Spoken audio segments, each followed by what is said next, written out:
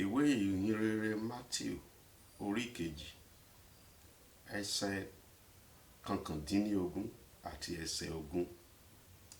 Nígbà tí Herodu sì kú, kíyèsí áńgẹ́lì Olúwa kan yọ sí Josẹfu ní ojú àlá ní Ejibiti, wípé dìde mú ọmọ ọwọ́ náà àti ìyá rẹ̀ kí o sì lọ sí ilẹ̀ Israẹli, nítorí àwọn tí ń wá ẹ̀mí ọmọ ọwọ́ náà láti pa ti kú.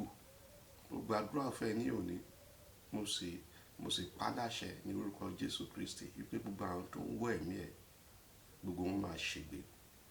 Gbogbo àwọn tó ń wá ẹ̀mí ẹ̀ láti pa, Bíbélì sọ pé àwọn tó ń wá ẹ̀mí ọmọ náà láti pa, gbogbo wọn ti kú. Gbogbo àwọn tó fẹ́ gé ẹ̀mí rẹ̀ kéré, gbogbo ogun tó ń lépa láti pẹ́, mo gbàdúrà, mo sì pàṣẹ ní orúkọ Ọlọ́run, ní orúkọ Jésù Kristi wípé gbogbo wọn máa ṣègbé.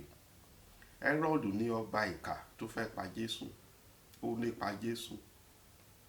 Herodu ní ọba ìkà tó sọ pé torí Jésù gbogbo àwọn ọmọ ọdún méjì, gbogbo àwọn ọmọ tí ò tó ọdún méjì, wípé kan pa gbogbo wọn nítorí pé ó ń wá láti lépa Jésù. Àwọn Herodu kan wà tó ń lépa ẹ̀, wọ́n ti ń lépa ẹ̀ láti inú oyún wá. Àtìgbà tó ti wà ní ọmọ ọwọ́, kí ni ẹ̀ṣẹ̀ tí ọmọ ọwọ́ ṣe? Ọmọ ọwọ́ ni Jésù wọ́n nípa ẹ̀, wọ́n ti rí ògo ẹ̀ ní. Gbogbo àwọn Herodu tó ti rí ògo ẹ̀, tán nípa ẹ̀ láti ọmọ ọwọ́, láti inú oyún, tán nípa ẹ̀ nígbà tó ń lọ sílé ìwé, tán nípa ẹ̀ níbi iṣẹ́, mo pàṣẹ ní òní kí nẹ́ẹ̀nà kó gbé wọn mì.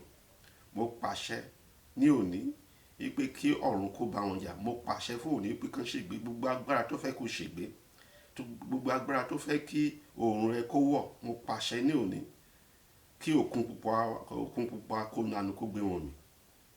Yíyè ló máa yè òní kú. Bó bá ṣe ń sin Ọlọ́run tó sá fún ẹ̀ṣẹ̀, tó ń sin Ọlọ́run tó sì ń gbàdúrà, tó sì ń gbààwẹ̀, gbogbo àwọn Herodu ẹnu máa ṣègbé. Gbogbo àwọn Herodu tó nípa ẹ̀ nídìílé, gbogbo àwọn agbára oṣù, agbára àjẹ́, gbogbo wọn ló máa ṣègbé. Ọ̀tá torí náà ni ò ní rí wọn mọ́. Bẹ́ẹ̀ ni ó rí lórúkọ Jésù Kristi Olúwa wa.